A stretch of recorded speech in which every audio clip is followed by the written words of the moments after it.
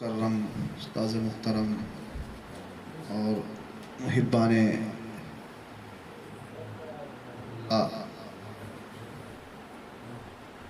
اور ہمارے والد بزرگوار، السلام علیکم ورحمۃ اللہ وبرکاتہ۔ الحمدللہ الذی ارسلہ بالہدی ودین الحق لیظہرہ علی الدین کلہ وکفی باللہ شہیدا۔ محمد رسول اللہ والذین معہ اشداء علی الکفار رحماء بینہم۔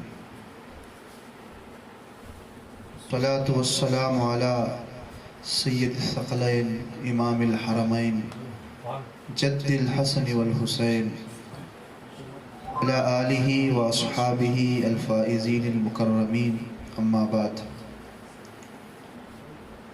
اللہ وملائکتہ یصلون علی النبی یا ایھا الذین آمنوا صلوا علیہ وسلموا تسلیما۔ صلی علی سیدنا محمد۔ اس ماہ ربیع میں بڑی خوشی ہوئی کہ ہمارے شفیع بھائی اور ان کے برادران نے گوشہ درود پاک کی ورد کی افتتاح کی ہے۔ حدیث پاک میں آتا ہے، حضور صلی اللہ علیہ وسلم سے پوچھا گیا، حدیث ہے بخاری کی، ما هو البخیل، بخیل کون ہے؟ نبی صلی اللہ علیہ وسلم نے ارشاد فرمایا، البخیل الذی ذکر اسمی ولا یصلی علیہ، بخیل وہ شخص ہے جس کے سامنے میرا نام لیا جائے اور مجھ پر درود نہ پڑے، وہ بخیل ہے۔ اسی لیے ہم نبی کے غلام ہیں۔ ہے محبت تو اطاعت نہیں جانے والی، سچ کو سچ کہنے سے عزت نہیں جانے والی، چھوڑ امت کو وہ جنت نہیں جانے والے، چھوڑ امت کو وہ جنت نہیں جانے والے، آپ کو چھوڑ کے امت نہیں جانے والی، آپ کو چھوڑ کے امت نہیں جانے والی۔ کسی شاعر نے ایک بڑا بہترین شعر کہا تھا، جو شعر ذہن میں آ رہا ہے، ہر چیز میں آپ کا جلوہ نہیں ہوتا، ہوتی نہ کبھی شام سویرا نہیں ہوتا، وہ نور مجسم جو نہ ہوتے تو جہاں میں، ہر شے میں آپ کا جلوہ نہیں ہوتا، ہوتی نہ کبھی شام سویرا نہیں ہوتا، وہ نور مجسم جو نہ ہوتے تو جہاں میں، سورج بھی نکلتا تو اجالا نہیں ہوتا، سورج بھی نکلتا تو اجالا نہیں ہوتا۔ اور یہ ربیع کہتے ہیں عربی کے اندر، اللہ نے حضور مکرم صلی اللہ علیہ وسلم کو ربیع میں بھیجا۔ ربیع کہتے ہیں بہار کا موسم۔ عربی کے اندر رمز رمضان شدت کا، تکلیف کا، رمضان میں نہیں بھیجا۔ اللہ رب العزت نے محرم احترام پس میں نہیں بھیجا، ربیع میں بھیجا۔ کیوں؟ وہ ساری کائنات سجانے کے بعد آئے ہیں۔ اللہ نے پوری دنیا کو حسین منظر سے، پوری دنیا کو سبز و شادابی سے مزین کیا، اس کے بعد حضور کی آمد کی۔ اسی لیے اللہ تبارک و تعالیٰ کی خود ایک دلیل ہے کہ اللہ کائنات سجانے کے بعد حضور کو بھیج رہا ہے۔ اللہ نے ربیع الاول میں نبی کو بھیجا۔ یہ ہمارے لیے سب سے بڑی دلیل ہے کہ ہم گھر سجا سکتے ہیں، لیکن اللہ نے خوبصورت مناظر سے پوری دنیا کو سجایا ربیع الاول کے مہینے۔ اور حضور کی بارگاہ، امام اعظم کا ایک شعر یاد آ رہا ہے مجھے، اب وہ شعر پڑھ کر پتہ نہیں کس کس کو دکھ ہوگا۔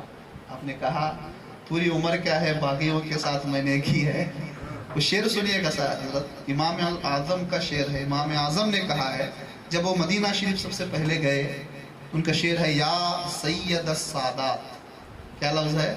یا سید السادات، اے سیدوں کے سید، اے سرداروں کے سردار، یا سید السادات۔ امام اعظم کہہ رہے ہیں، جئتو کا قاصدہ، میں آپ کے پاس ایک پوسٹ مین، ایک قاصد بن کے آیا، ارجو حما کا و سیدی برضا کا، مجھے آپ سے ایک ہی گزارش ہے کہ آپ مجھ سے راضی ہو جائیں. واللہ یا خیر الخلائق ان لی، پوری دنیا کی جتنی جو تخلیق ہے میرے لیے کچھ نہیں ہے. قلبا مشوق لا یروم سواکا، میرے جو قلب ہے اس کو تسکین آپ کے روضہ اطہر کے دیدار سے ہوتی، کسی اور سے نہیں ہوتی. یا شافعی کن مالکی، امام الاعظم نے کہا ہے کہ مدینہ میں گئے تو مدینے کے روضہ رسول کے سامنے شعر کہا. کیا کہا؟ کہتے ہیں یا شافعی کن مالکی فی فاقتی، اے شفاعت دینے والے، اے میرے مالک، سمجھے نہیں، میں فاقے میں ہوں، مجھے کرم کیجئے.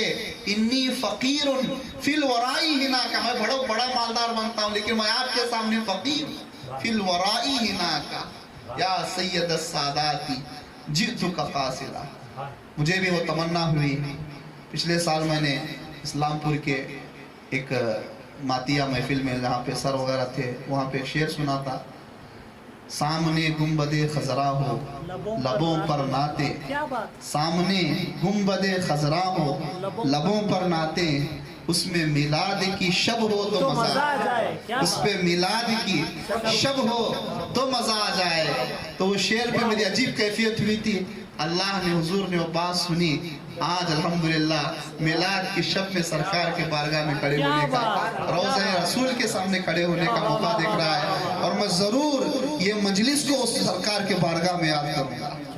اس مجلس کو، آج کی مجلس کو روضہ رسول کے سامنے، گنبد خضرا کے سامنے اس کیفیت کو سرکار کے سامنے پیش کروں گا. اور قرآن پاک میں اللہ رب العزت ارشاد فرماتا ہے، بڑی پوائنٹ کی بات ہے، سورہ بقرہ کی آیت ہے. اللہ ارشاد فرماتا ہے وَإِذْ أَخَذْنَا مِيثَاقَ نبیین، اللہ نے میثاق کہتے ہیں عہد لینے کی جگہ. آج جو پارلیمنٹ میں جو جگہ بنائی جاتی ہے وہاں پہ عہد لیا جاتا ہے سمویدھان پر، لیکن اللہ نے میثاق کہتے ہیں.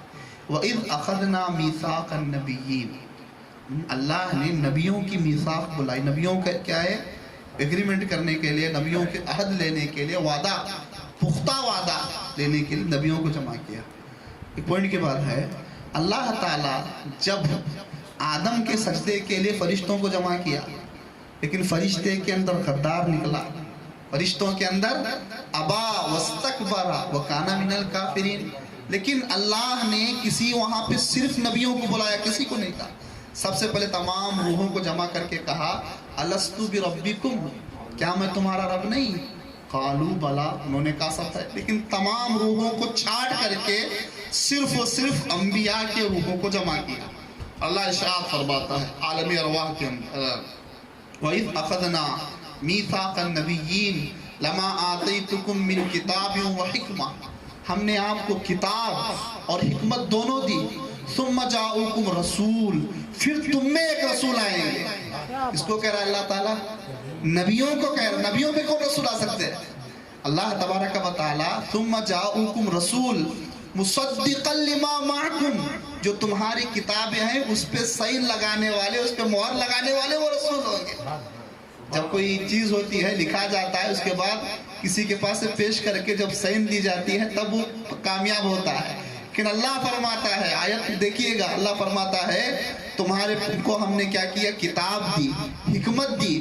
ثم، پھر تم میں وہ رسول آئیں گے. ثم جاؤکم رسول مصدق لما معکم، جو تمہارے پاس ہے اس کی تصدیق کریں گے. اللہ سے ارشاد فرماتا اے نبیوں، اے انبیاء کی جماعت، ثم جاؤکم رسول مصدق لما معکم لتؤمنن به ولتنصرن، تم ان پہ ایمان لانا اور ان کی مدد کرنا. اللہ ارشاد فرماتا ہے اے نبیوں، اے انبیاء، تم ان پر ایمان لانا اور ان کی تصدیق کرنا. اقررتم، کیا تم یہ اقرار کرتے ہو؟ واخذتم، اور پکڑتے ہو، علی ذالکم، اس بڑی ذمہ داری کو. اللہ نبیوں کو کہہ رہا ہے. اب پوائنٹ کی بات یہ ہے، اللہ تمام روحوں کے سامنے کیوں نہیں کہا؟ نبیوں کے سامنے کیوں کہا؟ اس لیے کہ اللہ تبارک و تعالیٰ کو اپنا انکار پسند ہے، لیکن رسول کی آمد کا انکار پسند نہیں ہے. اسی لیے اللہ رب العزت نے نبیوں کے سامنے، کیوں نہ سامنے انکار کرنے والے ہیں نہ انکار کروانے والے وہاں پہ موجود ہیں. نبیوں کی جماعت کیسے انکار کر سکتی ہے؟ وَأَخَذْتُمْ عَلَىٰ ذَلِكُمْ إِصْرِي قَالُوا أَقْرَرْنَا، انہوں نے کہا ہم اس بات کو تصدیق کرتے، مانتے. تو برادران ملت اسلامیہ، اس آیت سے ہمیں پتہ چلتا ہے سرکار مکرم کا مرتبہ کیا ہے، زمانے حضور مکرم کا مرتبہ کیا ہے۔ برادران ملت اسلامیہ، قرآن پاک کے اندر کئی جگہ پہ میلاد کے فضائل، میلاد کے مناقب اللہ رب العزت نے قرآن میں رکھے۔ خاص کر کے ایک پوائنٹ ہے، جب حضرت ابراہیم علیہ السلام نے کعبے کی تعمیر کی، دعا کی، کعبے کی جب تعمیر ختم ہوئی، ربنا وجعلنا مسلمین لک، اے اللہ مجھے اور میرے بیٹے کو کیا ہے، مسلمین، ہم کو دونوں کو مسلمان بنا، ومن ذریتنا، اور ہماری جو ذریت آئے گی، جو جنریشن آئے گی، مسلمین لک، تیرا تسلیم کرنے والا مسلمان بنا۔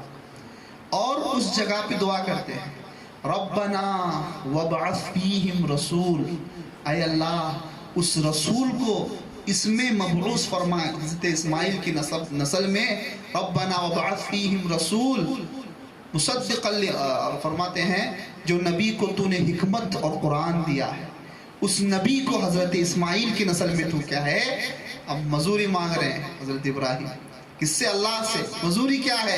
اے اللہ میری ایک ہی دعا ہے کہ جو آخری نبی آنے والا ہے تو اسماعیل کی نسل سے وہ پیدا ہو۔ اللہ رب العزت نے حضرت اسماعیل کے بعد، حضرت ابراہیم کے دو بیٹے تھے ابراہیم علیہ السلام کے، ایک اسحاق اور ایک اسماعیل۔ یاد رکھیے گا اسحاق سے کتنے نبی آئے، پوری ریکارڈ میں ایک ہے کہ اسماعیل علیہ السلام کے بعد جو نبی آئے حضور صلی اللہ علیہ وسلم اور کوئی نبی نہیں آئے ان کی نسل سے۔ تو اس سے پتہ چلا کہ اللہ رب العزت نے تمام انبیاء کو تذکرہ کروایا نبی صلی اللہ علیہ وسلم کا، اس کے بعد حضور اکرم صلی اللہ علیہ وسلم کو دنیا میں بھیجا۔ اور ایک بات یاد رکھیے گا، اللہ کے سامنے صرف ایک بار کھڑا ہونا ہے، حضور کے سامنے دو بار کھڑا ہونا ہے۔ اللہ کے سامنے قیامت، اللہ تو ہمیں دیکھ رہے ہیں، ہم اللہ کو نہیں دیکھتے۔ اللہ فرماتا ہے وَمَنْ خَافَ مَقَامَ رَبِّهِ وَنَهَى النَّفْسَ عَنِ الْهَوَىٰ، جو اللہ کے بارگاہ میں اللہ کے سامنے رکنے سے ٹھہرنے سے ڈرا اور اپنے نفس پہ کنٹرول کیا، لیکن سب سے پہلے اللہ سے پہلے حضور سے ملاقات کرنا ہے، وہ قبر میں ہے۔ تو ہر مومن کو اللہ سے زیادہ خشیت رسول ہونا ہے، کیونکہ سرکار کو سب سے پہلے منہ دکھانا ہے۔ ہمارے گڈگیری صاحب نے بڑا شعر، بہت اچھا شعر کہا ہے، کیا ہے وہ، لاج رکھ لی نبی نے ہماری روز محشر کے آنے سے پہلے، سرخ روحی عطا ہو چکی ہے یہ سیاہ منہ دکھانے سے پہلے، یعنی حضور کی ان کو دیدار عطا ہو چکا ہے یہ کالا سیاہ منہ دکھانے سے پہلے۔ اللہ تبارک و تعالیٰ کی بارگاہ میں دعا ہے کہ تمام کو حضور کے روضہ پرنور کی زیارت نصیب فرمائے۔ اور میری خاص کر کے دعا ہے، انسان جیسے اپنے سر نے کہا، انسان صرف اپنے بارے میں سوچتا ہے۔ اب انسان کو جب اپنی وبا کی پریشانی آتی ہے تو بہت دعا کرتا ہے، لیکن کبھی جانور پہ دعا نہیں کرتا انسان۔ آج سینکڑوں جانور مر رہے ہیں، کبھی انسان کو توفیق نہیں ہوتی کہ جانوروں کے بارے میں دعا کرے۔ یعنی ہر انسان کو چاہیے، اللہ نے جو جو مخلوقات بنائی ہے وہ انسان کے مفاد کے لیے بنائی۔ اللہ سورہ یاسین میں ارشاد فرماتا ہے، اللہ نے تمہارے لیے جانور، تمام چیزیں تمہارے لیے پیدا کی۔ تو اللہ تبارک و تعالیٰ نے جو جانور بنائے، آج جو جانوروں میں وبا پھیلی ہوئی ہے، بالخصوص ہم اپنے مجلسوں کے اندر اس کے لیے دعا کریں، اللہ تبارک و تعالیٰ ان جانوروں کی وبا کو اللہ خاتمہ فرمائے، اور روئے زمین کے اندر تمام اللہ کی خلق کو، اللہ کی مخلوق کو کیا ہے شفایابی عطا فرمائے۔ اللہ رب العزت کے بارگاہ میں دعا ہے کہ کہنے سننے میں جو خطا لغزش ہو تو معاف فرما۔ اے اللہ تبارک و تعالیٰ اس پرکیف اور پرسرور محفل کے